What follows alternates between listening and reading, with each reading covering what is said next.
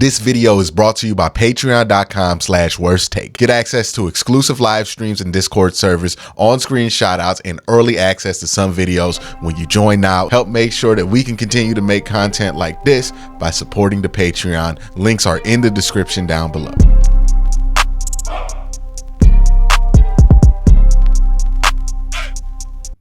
It's time to react to the 53-man roster. Now, I already gave some of my initial thoughts after this roster got released. We all know that that 53 is always subject to change. Even when you watch Hard Knocks, you know that they tell you when they make those cuts, oh, no, something's going to change that next day or within that week. So it's never guaranteed. So to talk about that, I'm bringing on G. Bush. G, how you doing, man? Man, I can't hate. I can't hate, man. It's been good, man. Just jumped off of vacation, ready to reload and re-energize, get ready for this Brown season, man. So definitely got to take a look at it, man. You know, working in football and knowing when to take your vacations are a skill in itself, because like it's never the same, right? Because there were some weeks I'm like, man, I could have took a vacation. It's a lot, but you don't know till after. So I applaud you. You got it off on a good week, you know, right before everything got going. So shout out to you on that one. Good planning, good foresight there. So G, they cut this roster down to 53. Now there's some things we know aren't going to stick, right? They're going to have more than 2 running backs on the roster for week 1. They're going to not have 4 quarterbacks on the roster. When you look at this 53-man thing, what surprised you the most out of all of this, or did any of this surprise you? Because I'll be honest, not much has. Not much has. You know, the only thing I was stuck on was Mike Woods. I thought he had a real nice camp, and he was kind of a dude that really stood out to me a little bit, made some plays, especially in the last preseason game. He seemed to catch the ball well from all the quarterbacks. Wasn't just, you know, one type of, you know, connection he had. But, you know, you look at it and then you get a guy like David Bell, who made the roster. And it was, you know, I could see why David Bell made the roster. I watched one of your blogs the other day. You said there's a lot of David Bell hate out there. Well, I don't even think it's hate. It's just indifference on David Bell. Yeah. And like, admittedly, you kind of got to look for David Bell to know what he does. Mm-hmm. But I contend that, like, and I've made this point for a while, and I keep getting proven right on this. He does stuff they like. It's just not stuff that we're going to see because it's not the big flashy stuff. And like, I think they like Mike Woods. I think they like what Mike Woods was able to provide. But here's the thing about the preseason is it's kind of like when you watch dudes in the spring, like the St. Louis Battlehawks have this wide receiver, big Hakeem Butler, right? Mm-hmm. And you watch him in the USFL, and you're like, there's no way this dude could not be on the roster. There's no way he's not good enough to be on the roster. And that might be true. The issue is, in order for Hakeem Butler to be on the NFL roster, he can't be the number 1 wide receiver on the team, right? Like, he's not going to be, he's talented. He's not that talented. And some dudes only make sense when they are that number 1 option in their position group or in their room or whatever it is. And with Michael Woods, I watch him, I'm like, yeah, like, if he got more playing time and he was like, I don't know what he looks like against ones, but if he got more playing time, he probably would be somebody who, like, if we were on them like 2015 Browns, like them dire rosters, he probably would look pretty good and have a pretty decent year in that kind of a situation.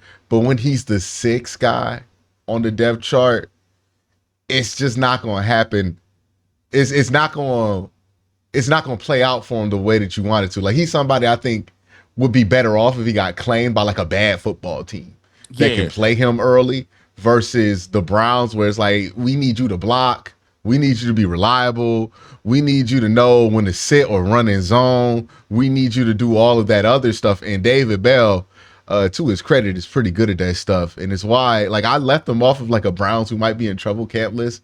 And this is how I know the internet's like not a big fan of David Bell. The whole comment section, G, was, wow, Quincy must be low on David Bell. He's already assumed he's going to be cut. I was like, what? David Bell, bro. I like David Bell. I don't think he's going to get. That's why he's not on the in trouble list. Well, there was. I go back to a little situation when they was talking about when David Bell came out, and Kevin Stefanski was talking about how much he loved David Bell.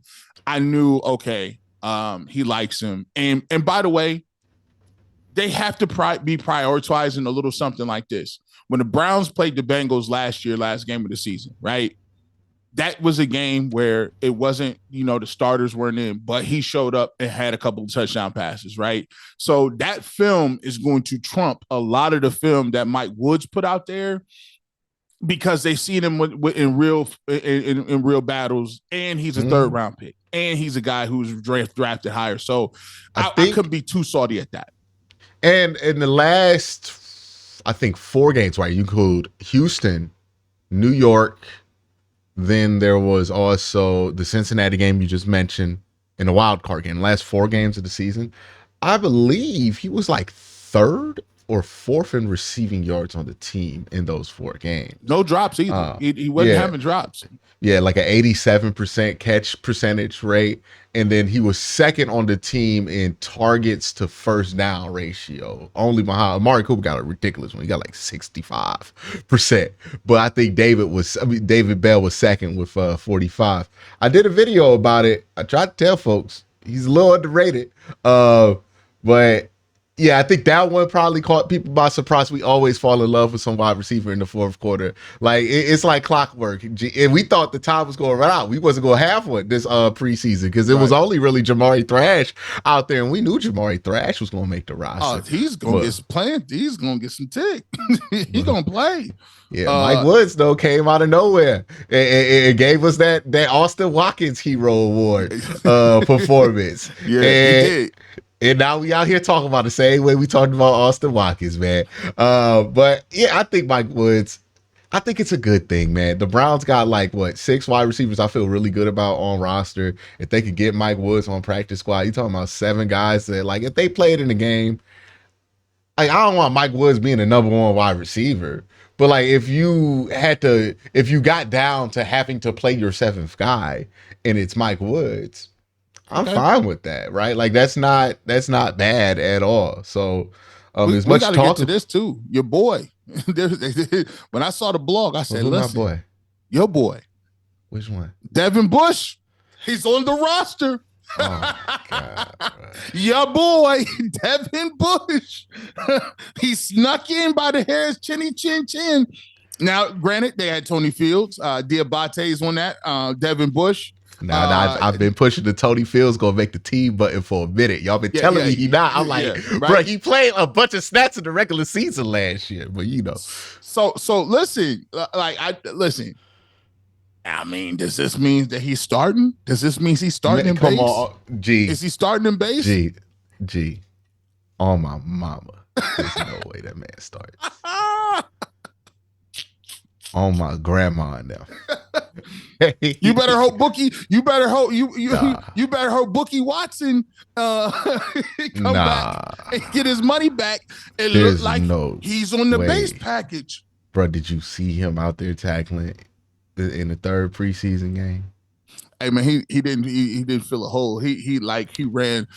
My man run fitted. He was behind the D tackle the whole time. That's not a gap. Gee, is that a gap? What gap is that? Hey, he played better his first 2 games. He played good that first one.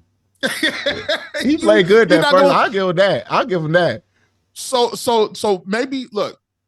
He out here playing BC gap. I've never heard of BC gap. He is playing BC gap in football, just out here. I'm just in between both of them. Now, what I'm trying to do is I was trying to blame it on Siaki Ika.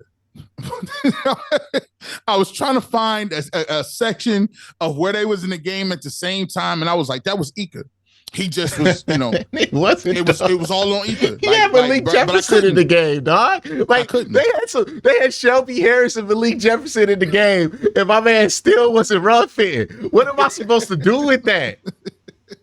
What am I? Am I supposed to do something? Am I supposed to sit here and be like, nah, well, you got drafted in the first round? Like, I can't do that. I want Jacob Phillips back. That's how I feel. Wow, you don't want that in Philly? Jacob, tell me right now. Look me dead in the eye and tell me right now, Jacob Phillips not better than Devin Bush. Listen, he would be great, but if he falls you just can't put him at Mike.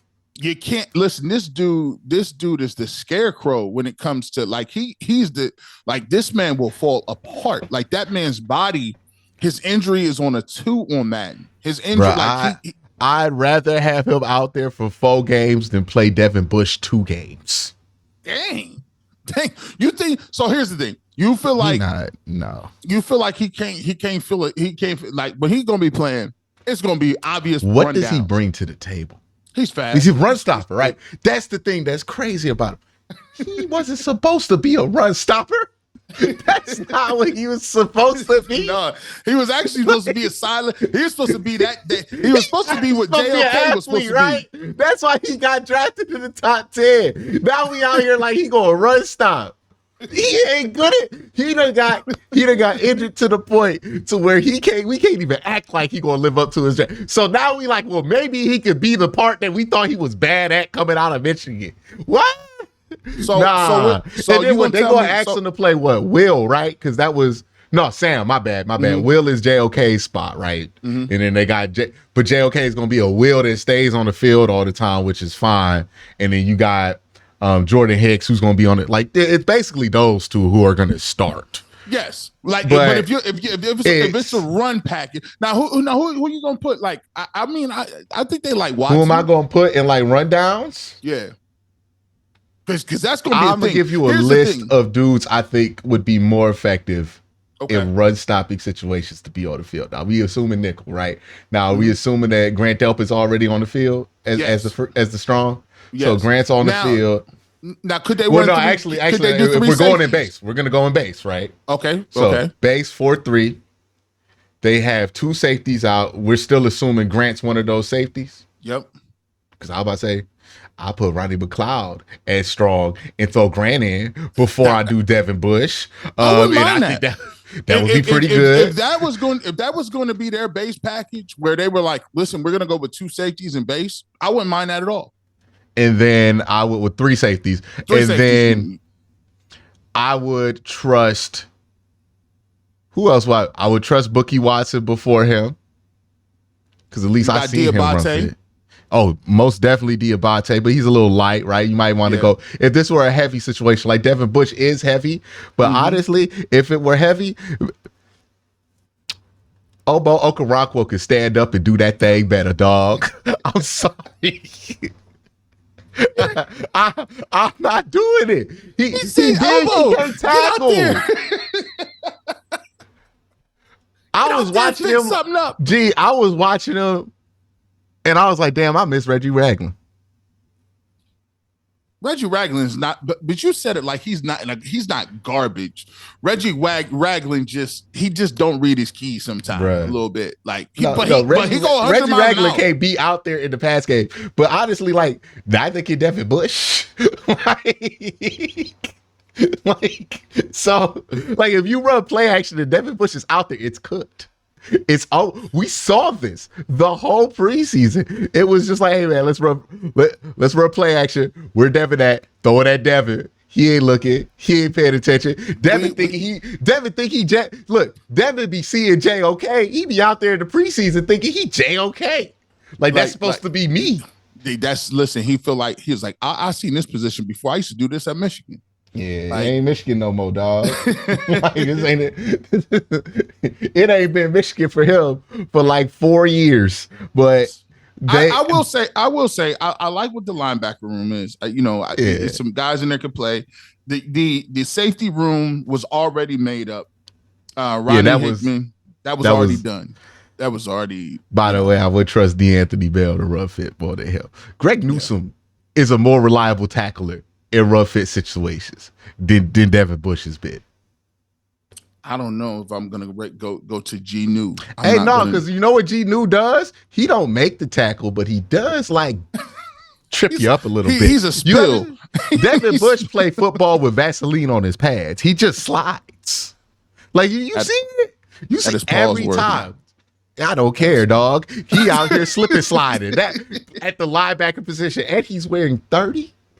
How you cannot wear a number like 30 out there and then be cheeks. I'm sorry. Like that's just ultimate grounds. DJ Loose Cheeks. That's crazy. All right, now that was intentionally crazy. You said he don't listen. He's not a strong tackler. You added loose DJ to that. That's crazy. we knew what I meant. You didn't have to add that. You knew what you was doing. Nah, that's nuts. We gonna have to move on to offense now, dog. All right, you just move right to offense. Go right to offense. Listen. I'll say this, man. 2 tight ends. Did you think 2 tight ends only going to make the roster? Yeah. I think they might add a third, but it's only if they really see a guy they like Donald Parr might be somebody that they see go, okay, he has some. They don't believe that these tight ends are like, they don't believe in the old structure. I think we get caught up in that, in like the old lineup of it. Oh, it's one tight end that's your main guy, and he's a hybrid, and then you got a blocking guy and another inline guy. They have changed their model. They feel like they have a surplus at tackle. They're going to use whatever that surplus is as a eligible tackle. They brought back Nick Harris, which tells me that they felt like Giovanni, because that happened right after Giovanni and Luke Whippler went out. So all of those things tell me that they're going to keep 2 unless a receiving tight end comes open that they like and that they feel like they can add some value to the team there. But yeah, I'm not shocked with them staying with 2 there. I think they've been telling us all summer we keeping 2. Yeah, we're not going to do 2. Now for me, I guess everybody's talking about it. We might as well get into it. They got the 4 quarterbacks. Which one of these dudes is on the block? Because they've moved it up to Jameis Winston. They like DTR. DTR did play really well. I thought he did a good job in the preseason. Huntley looks like he's the 3rd man on the depth chart after those 2 guys. Would you elevate DTR over Jameis Winston and possibly trade him? No, I wouldn't make DTR the backup. I think that's a bit early for him. I think next year. I agree. Next year's the time for him. Now, if we're going on trade probabilities, I have no clue. I'll say this. I've heard the most smoke about a DTR trade, right? That's the one where the most smoke is out there on. It would make the most sense for Tyler Huntley to be traded. Jameis Winston is probably the best player of those 3. So he would probably get the best value out of those 3 if a team really wants him. I just don't see a team that's in that situation where they need, because you trade for Jameis to start, right? Yeah, like that's not, you don't trade for him to back up somebody. You trade for him because he's about to start. And I don't know who needs a starter out there. Like I don't think it's not that nobody needs a starter, because I'm pretty sure we're going to get all the mediocre dudes that are in the league that Jameis is probably better than, that people are going to pull out, the Gardner Minshew's of the world, right, that are starting. Sam Darnold. Sam Darnold is starting there, but they've chosen to start those guys. Right. That there's a reason. Like there's a reason why Jameis Winston is backing up here, and there's a reason Sam Darnold is backing up in Minnesota. Yeah, and like they chose Sam Darnold, and I wouldn't choose Jameis Winston to run what Kevin O'Connell runs, because I mean you're just gonna be mad at yourself for that, right? Right. So it's one of those things where I'm like, I just don't see there being a market for Jameis Winston at the rate that it needs to be for you to get anything close to what would be fair value. Like this isn't like Josh Dobbs, where like he is fairly nebulous value. So like a 5th round pick is fine. This is something where it's like it would be much more substantial. I think that ends up being the issue with DTR. I think the time to trade DTR was if you were going to do it around the draft, before it or after it. But so many teams took quarterback that I think the market dried up there. I don't expect it to open back up now. Like, we like DTR and we think highly of DTR because we've seen him grow and develop, and he's our 5th round pick. But they're having those same conversations with dudes like Clayton Tune and Sam Howell or whoever you think the DTR is better than. And we might be right that DTR is better than those guys, but that doesn't mean that's their perspective on it. Our perspective is only this because we also have watched DTR grow, and by virtue of the Browns drafting us, there's a part of us that believes in him because we believe in the Browns. So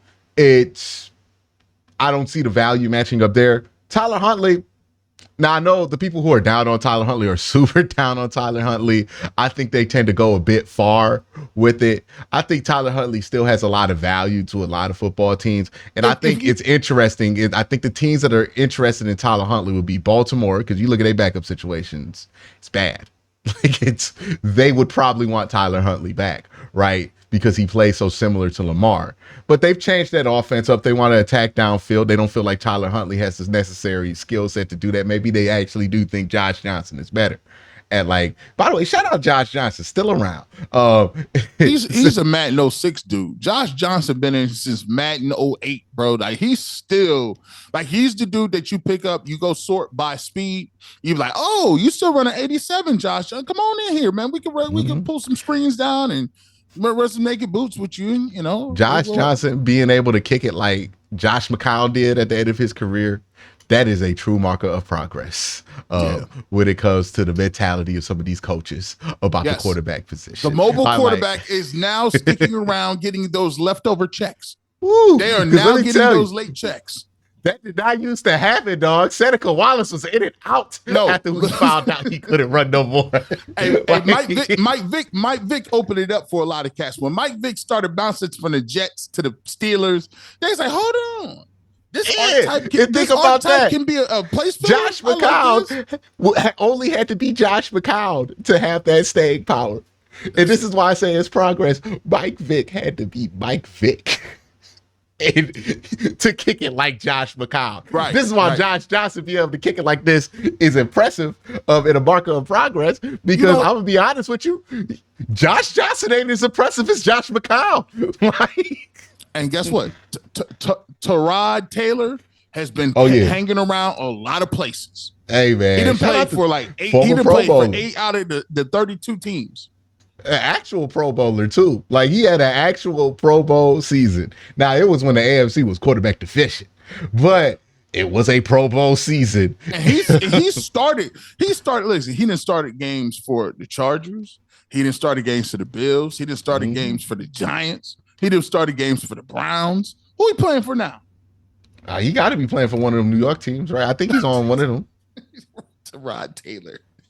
Yeah, I'm dead serious. You know how you go, it's like when you get signed to LA or you get signed it used to be with San Francisco, right? San Francisco, LA, and New York. You would see this a ton where somebody go from the Jets to the Giants because they ain't got to move, or somebody go from the Raiders to the 49ers so they ain't got to move. Same tax bracket. Same city.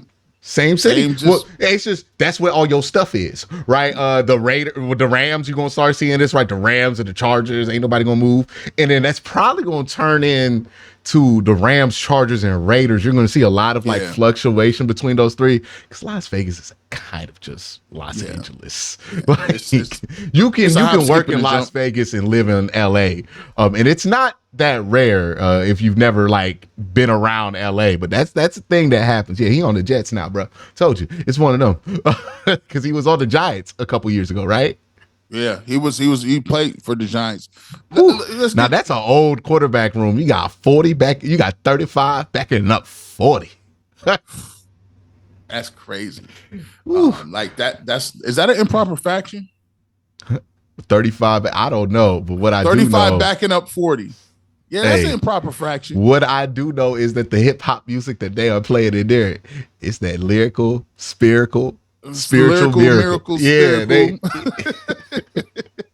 they play Prodigy in there. All bars. Yeah, a bunch of old heads. They play Talib Kweli in there. Black Star, Rotate, Bob Deep.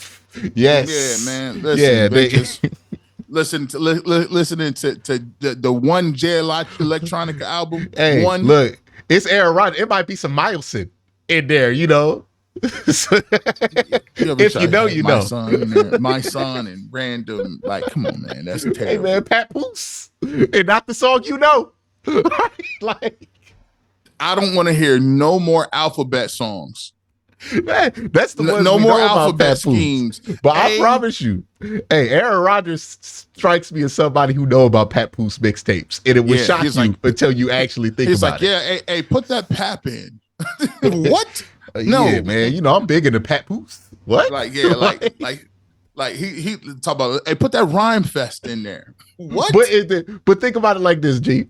The people you have known in your life, and the people you've known that are really into Pat Poose. And it might just be 2-3 people that you've ever met that are really into Pat Poose. 2.5. It's like 2.5. You telling me they that different? You telling me they kick it that differently than Aaron Rodgers do?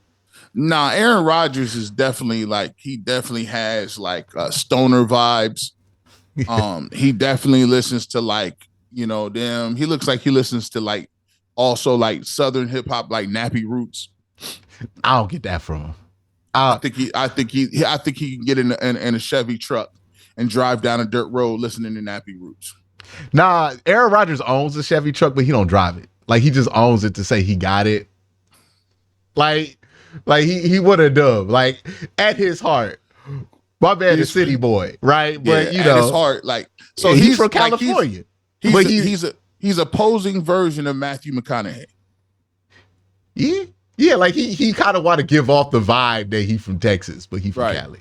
Yeah, right? He's from California. Yeah, but he's definitely from California. But anyways, let's not get too sidetracked. Yeah, we want to get too. You cats gonna be in the comment section. Oh my gosh, talk Browns more. I'm like, dang, the dude talk Brown. He got 7 blogs out today. I know I talk Browns plenty. All right, let's keep going down this 53-man list. They cut Deontay Foreman, but we know that they're going to bring him back. Yeah, veteran. He doesn't have to go through the waiver wire. We seen this before. They do this all the time. Jerome Ford. I'm higher on Jerome Ford than I think a lot of people are on. I'll tell you this. I don't see what they see of Pierre Strong, man. I don't see it. Like, I see it, but let me phrase this in a better way. I see what people like about Pierre Strong. I just don't understand how, and maybe you are a Pierre Strong guy, so maybe you might be able to explain this to me. I don't know, G. But I see what people like about Pierre Strong. I just don't see how the people who like Pierre Strong don't see all the other stuff wrong with Pierre Strong and how he runs the football. So I think we opposite, right? So I see what people say about Jerome Ford, but then I'll be like, but there's another part of Jerome Ford where I'm just like, man, you don't see, there's a lot to be desired there. I think we're opposite on both of them. I think both of them are serviceable running backs, right? I think, most people will agree that Pierre Strong is not as talented as Jerome Ford. But the thing about that gets me about Jerome Ford is he just runs it's a style preference. Like, for me, I want you to put your foot in the ground and get north and south right now. And it isn't the fact that Jerome Ford dances. It's just he just be tipping around like he's Bambi. Like, he's just the way his running style is, it look cute as heck when he getting outside and he's running around people. But when it be like 3rd and 1, I don't want to see him in the game, because I'll be like, man, he's not getting that. He's just not getting that. Like, or it just doesn't seem like he's getting that. Like, but for Pierre Strong, his running style to me is like, oh, if it's 2nd and 4, oh, listen, he gonna give him, let him run that outside zone, recolor in the hole, put his foot cut back, give him an option, right? I like that. Now, here's the thing. He's not an everyday back, though. He's not an every down back. Hold on. I have to interject here. Does Pierre Strong cut downfield once and then get downhill? Sometimes. Sometimes he does that. Sometimes the wind blows too hard and he fall over. Now he does have times where he be like, oh, he has times where he gets to rock and you like, oh, he got the whole, he about to up. You be like, bro, why you trip over your ankles, bro? The turf monster got you. Negative contact balance. Negative contact. He cannot stay on his feet to save his life. He cannot fall. He is the anti Jamal Lewis. You know how you never seen Jamal Lewis fall backwards? You never seen Jamal Lewis just fall down? Every time Pierre Strong run the ball, he falls somehow. He don't get tackled. He falls. When coaches say stay up, he's the guy that they're like, listen, stay on your feet. We only doing thud. We're not going to the ground. Pierre Strong be on the ground. You'd be like, bro, be an athlete, dog. Stay up. I'd be thinking he pro wrestling how much he go to the ground. Like, no. Like the thing about Jerome Ford, and I get the stylistic thing, right? And I think visually it does look a little bit jarring. And I think he's getting better than that. He had a really nice run in the preseason game last week. But he's not somebody who has, like Jerome Ford is not somebody who has side-to-side wiggle. He's somebody that's like a Raheem Mostert, where you shoot, he goes straight line, right? And if he goes left or right, it's because he's bouncing off contact and he has good contact balance, so he can get his feet back and then start running. He kind of like a pinball machine is what Brad Ward, shout out to Brad Ward, had kind of called him. And I think that makes a lot of sense. Like, it's like shooting a pinball out, right? And I think I can work with that. Pierre Strong has everything you need to be a good running back, except for the ability to stay on his feet, and that is an inability that makes everything else he brings to the table irrelevant. He's like a wide receiver that can't catch. What do I got for that? What do I got for that, G? Like, I get why it's so enticing, and you can look at it and be like, man, he do this right. He's 6'1", it's a big dude, and then you just see him fall. I feel like, and here's the thing too, bro. I be thinking he be playing for, you know, the conveyor belts at the airport. Pierre Strong looks like he lives on that conveyor belt. And the second he steps off, he falls. He's moving. And here's the thing, and now I'm curious because I'm trying to figure out what they're coaching up front now with the offensive line. Mm-hmm. I'm trying to, because before I knew, like when I was watching it, I said, oh, no, that's not what we're doing. I knew when somebody was like, oh, you got beat on that play, or you didn't get much movement there front side or backside. This is what they're doing. Now it's a little strange because I haven't seen all of the guys together at once. And I'm not seeing it seems like the running game is getting a little more consistent as the preseason wears on a little bit. It's getting more and more guys are on the same page. The runs are looking much better. It's not like they're breaking big runs, but then again, I'm just trying to look at schematic stuff because they don't have a lot of the starters in there at the same time. So I'm looking to see some of that stuff. But it in the beginning, I'm not gonna lie, I was like, hey, listen. Up front, I don't know what we got going on right now, but they look a little better. You did do the blog that said we are getting guys back that never thought I would say, wow, we got Jed Wills back, but Jed Wills is coming back. Let me ask you this: if Jed is not ready to play and Conklin comes in and plays well at left tackle, is Jed now the swing guy, or what do they do there? I'll say this. If that happens, then yeah, I think they might consider sticking with it if Jack plays like really well. The probability of that. Jack gotta get a couple games under his belt before I even that man been falling apart. So yeah, I see where you're going. Oh, I'm going multiple places with this. There's so many places you can go. And I think I see what people are doing, right? They think to themselves, man, Jed Wills, and no matter who you are, Jed Wills fan, not Jed Wills fan, right? We all over the spectrum here. It's like every topic about the Cleveland Browns has a fan base pro and against whatever that player we talking about, right? I get it. If you don't like it, I get it. If you like Jed, I get it. If you tired of Jed Wills, I get it. If you still think Jed Wills has a lot of potential, I get it. It's all there. I am with you. But here's the thing, man. At the end of the day, Jed Wills gonna be probably about the 20th best tackle in football. If he has a good year, probably like the 15th. And I mean left tackle in football, right? Not like all tackles. He'll probably be there. If that's your worst tackle, you're doing all right. Well, if that's your worst player on the offensive line, you're doing all right. Mm-hmm. But here's also another thing I think people aren't considering, because they get excited and they're like, oh, we can fix this one problem. We have DeJuan Jones on one side and we have an all-pro on the left side. And for this year, it's fixed. Slow that down.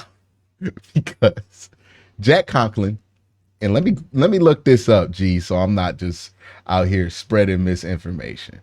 But I believe Jack Conklin is old, right? Like in NFL terms, like Jack Conklin is not young. Jack Conklin, I think he's well over 30 at this point.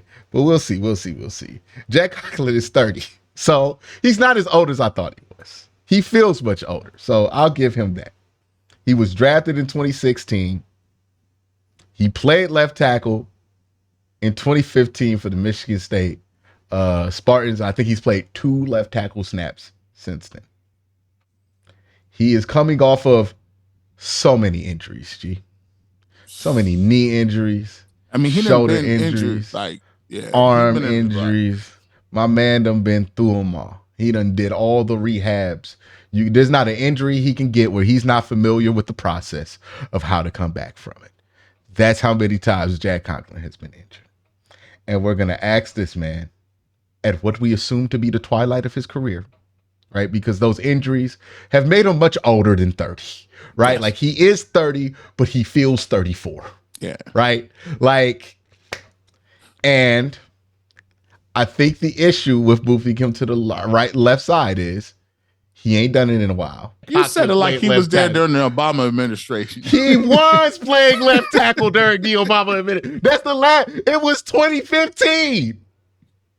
And all of this to say, G,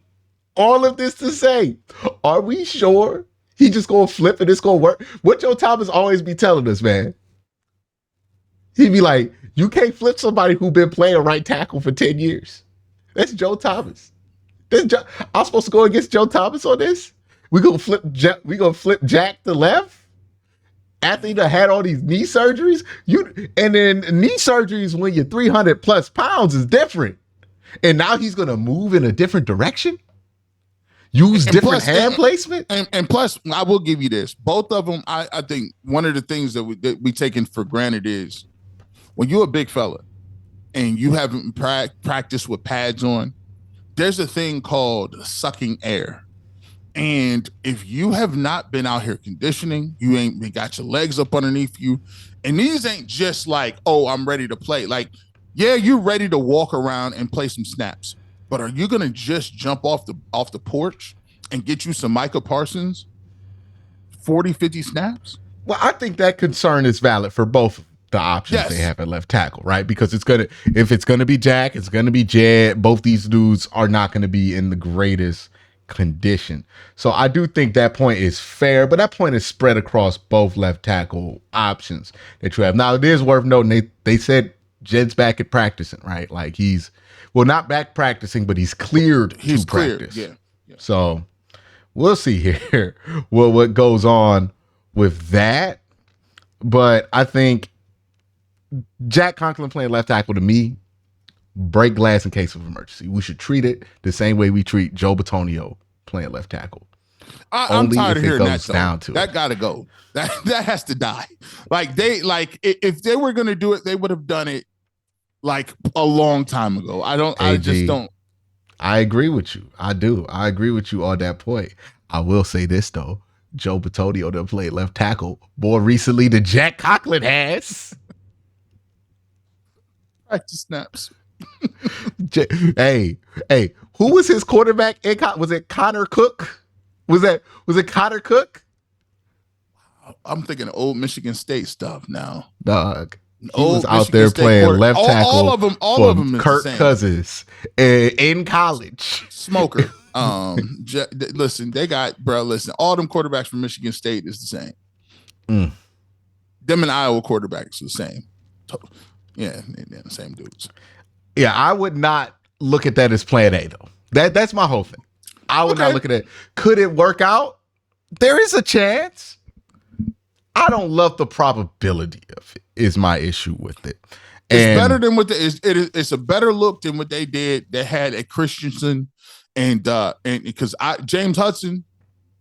If James Hudson is on the field at this point, Q, did he make the team? I don't want to see James Hudson at all. I don't. He did. James could play. Like, see, look, man. I also want to point this out, and you know this. Sometimes some tackles could look way worse in practice than it's going to be in the game. Yeah. Because you could just go at them in practice. You can't really do that in the game like how you want to. You got other responsibilities. They got a game plan. I don't want a game plan. I don't want James Hudson comes with a game plan of chips, slide protection. What backup tackle are you going to throw in there that's not DeJuan Jones that don't come with the game plan? It's just going to be when you lose your starter at left tackle. You just go.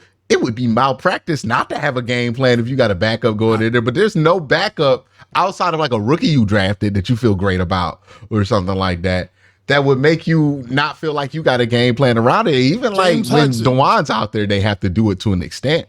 James Hudson, I wouldn't mind if James Hudson just got beat sometimes, but James Hudson has pre-snap penalties. James Hudson will hold you. James Hudson to be downfield illegally. You're like, bro, it wasn't even an RPO, dog. What are you doing? I just don't feel confident. James Hudson, like, will he be playing like it's still college where the crowd gets to you? We're not playing in the swamp, James. We are playing at Tennessee. Why are you jumping off sides, James? What are you doing? James just can't drop the anchor. Yeah, but he's decent enough in run blocking. Like, I think you could get by for a game or two with James Hudson at right tackle, and you really wouldn't notice that much. At left tackle, though, it does become a bit more noticeable because now he's blindside protecting. But yeah, I mean, I'm not really tripping on James Hudson being on the roster. Oh no, he could be on the roster. Like he gonna be on the roster. Like, but like, you know, I feel more comfortable with Wills or Conklin in the ball game. I feel like I could do some more things. I would say Wills. If it's for a quarter, if it's for like one game, I do think they'll be like, we'll just throw out James there. Now, if Jed got hurt for like weeks, then it's Jack, right? Yeah. But I think they're gonna treat it like break glass in case of emergency. I don't think they're gonna treat him like a true swing. And that's true if it were the opposite, right? If Jack Conklin somehow were the left tackle and then Jed Wills was technically swinging, it wouldn't be automatic like that. It would be Jed Wills would do it in case of emergency. He would play right tackle, but it wouldn't be he's automatically going to come in there whenever you need a right tackle replacement, because we also forget this for the people who think that Jed Wills is just going to magically swing to the right side. He ain't played right tackle in a while too. It's been 4 years, right? Yeah, it's been 4 years plus like 5 off seasons. Last time he played left tackle, it was the pandemic. Right tackle. Right tackle is the pandemic. Yeah, He ain't not blindside protected in a while too, because like that's even because he hit Tua was left-handed. So I'm just we just gotta be realistic about this. I know people got all kind of hopes and dreams and different kind of like plans here. The question is Jack Conklin going to start at right tackle or is he going to be on the bench? I don't think the question is Jack Conklin going to start at left tackle? Because I just don't think that the odds of that are something that you want to bet left tackle on when you have somebody in Jed that you've already invested in for this year. You made it so that you could not trade them, so you plan to play him. And also, you know, you get him going, he could be pretty decent to above average at times. Like 2020, he was above average. So I also have this theory with Jed. I just think he need to be on a good team. Like, You need to be one of them teams that could be 2 games over 500 with Jed. Did I show you the stat that I pulled up the other day? No. So there are 16 games where Jed Wills has played, and the team is over 2 games over 500 in his NFL career. His pass blocking grade is like 80.9 in those games. He has like a career average like 65. I think he's just one of them dudes that need to be on a good team. And I think the team gonna be good. He in a contract year. We gonna see the best Jed Wills got. Now I would not fall for it. Hey, listen. He's gonna be like, there's no middle ground. Like I don't think there's a middle ground where Jed goes and, oh yeah, we'll just pick him up, because no, like, you're either gonna start or you're not going to be playing. Like, I don't think there's a middle ground for Jed. Like, especially as a top 10 pick. Like, he can make himself a whole lot of money this year. Or he could be like, wow, remember Jed Wills was playing? That was crazy. Mm-hmm. All right. But that's our reaction to. Do you got any reaction to the kicker? No. No, you ain't got nothing there for the kicker. No. I just don't want people to think I ignored the position. But that's our reaction to this 53G. Thank you for coming on. Y'all have a great day. Peace.